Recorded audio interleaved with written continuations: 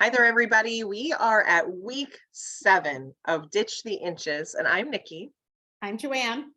and we're Hi. happy that you've joined us. And today we're going to talk about staying full. And that is really probably one of the biggest secrets of long-term success, keeping the weight off, not feeling deprived, right? We want people to feel full, right, Joanne? That's right. Yeah, satiety is it's a key concept for ditching the inches. Long-term weight management is that the focus not just on calories, to focus on the nutritional density of the food. And is this a food that's going to stick with me and help Right. me that satiety so that, 2 hours, I'm not craving something and munching. So Absolutely. that's important. Yeah. Absolutely. And when you think about it, I feel like the stereotypical diet is feeling like you're losing things or you don't get to have them or everything's restricted. And the whole goal is that you have to be hungry and just deal with it. That's just the way it is. And that's really not what we teach at all. And wanting to make sure that we remember that it's important to stay full. And it also is nicer because then you're able to make better decisions. And Right. I think one of the things you and I have always said, nothing is off limits, but there's just things that you eat regularly. And then there's things that you eat every once in a while. And, Right. a big key to this is fiber. When we're looking at fiber Yes. and feeling full, Well, and I mhm. immediately think of vegetables. Vegetables are a lot of work, right? Have you ever sat in a room and with somebody who's eating a salad and they're taking forever and they're usually the last one to finish because it's all kinds of work to eat it, right? That's good. That's And good, who would have thought that spinach has a lot of fiber? Really? right? And the good kind of prebiotic fiber that's also good for feeding your gut microbiome as well. So that's another concept that's going to help you with weight management and to help produce those anti-hunger hormones.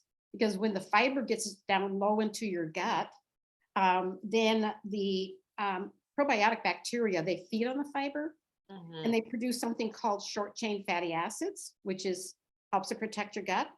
But also, when I always have this almost like a Pac-Man concept about, here you've got the microbes, they're Yeah, coming along, here's the fiber, they're munching away, and right. that produces anti-hunger hormones. I love it. Yeah. Leptin, it tells your brain you're full. So the fiber has two roles, right? It's going to stick with you longer, stay in your stomach, right? And then it's also going to help to promote those anti-hunger hormones through your good microbiome.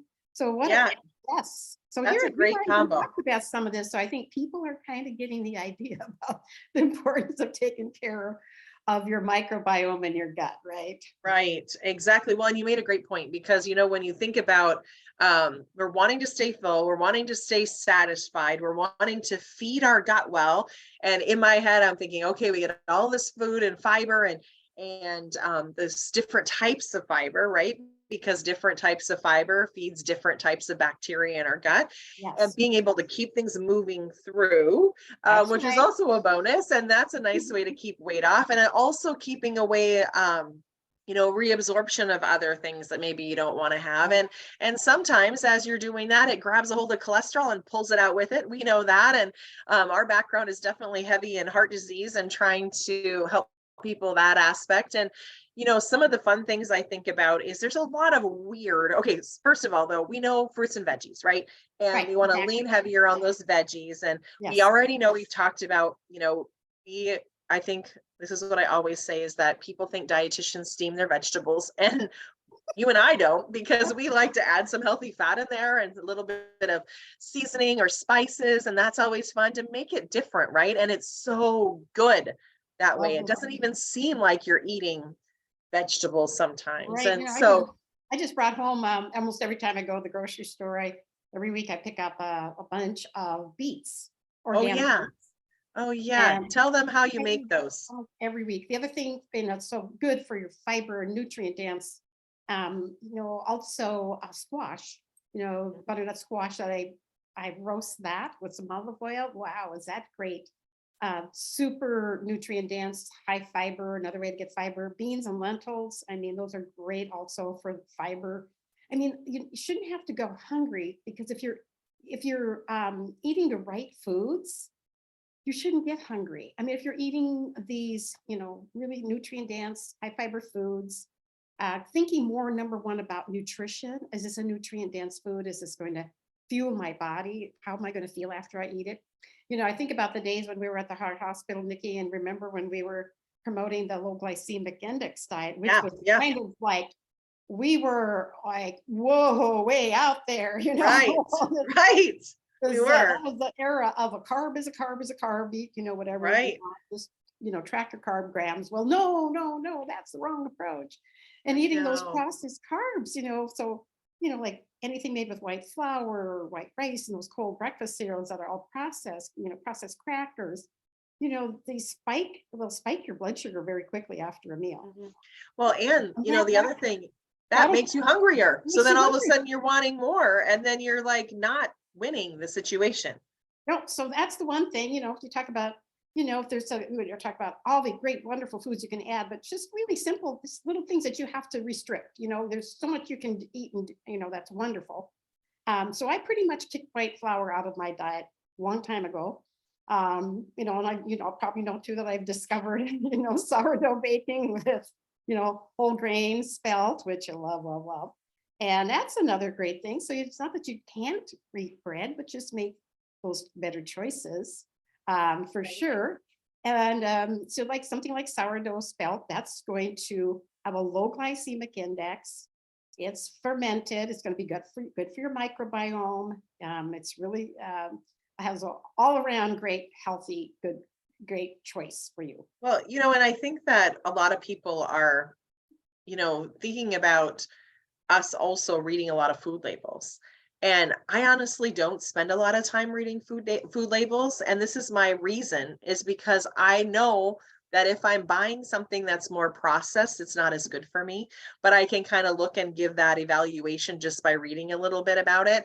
But truly, the majority of our food, trying to stay on that perimeter of the grocery store and eating foods that are less processed, that people have had less opportunity to have their hands in.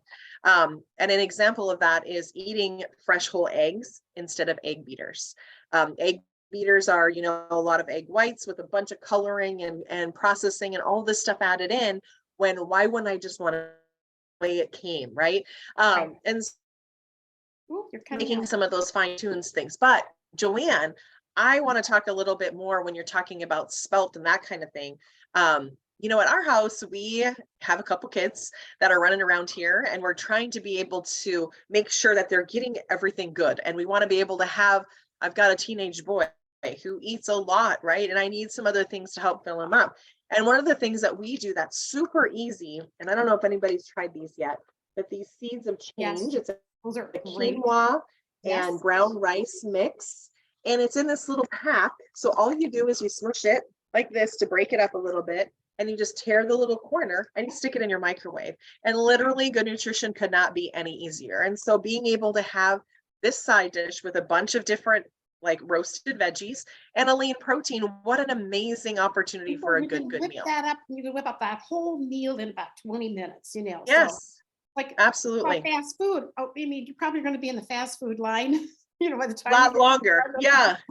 And then they're going to be hungry in 20 minutes because they ate a bunch of refined processed food. Okay, so this is my tip too. Okay, so I love red quinoa. Great for a side, but I make this Mediterranean salad with it. So this I just took out of the freezer. See, I freeze it ahead. It's already in my little bowl. I just defrost and I start adding all my ingredients to it. So just cook it up ahead, throw it in the freezer, and then it's ready when I want to make up my salad. This is salad I bring a lot to, like potlucks, and so that's And you're going to share that recipe, right? Yes, I'm going to share that recipe as well. Okay, perfect. Awesome. I love it. Okay, so Joanne, thank you for that. Just to kind of recap, everybody, the goal of all of this is to have you stay full, satisfied, not feel like you're missing out, choosing those hearty whole grains, a bunch of different vegetables from all kinds of colors and textures, some fruits, really looking at all that fiber. You're going to be feeding your gut microbiome. You're going to be eating actually an anti-inflammatory diet, and you don't even know it, because you're eating less of those processed carbs. and really just Absolutely. having that opportunity to add some different grains and things into your diet. We'll post some different recipes Yep. and really have you focus a little bit more on that whole food and really, really good nutrition and what foods are bringing to you nutrient wise instead of getting all caught up on fat and calories. So on that note, thanks you guys. Have an amazing rest of the week. Thank you. And we look Bye, forward everybody. to seeing you next time. See Take you. care. Bye.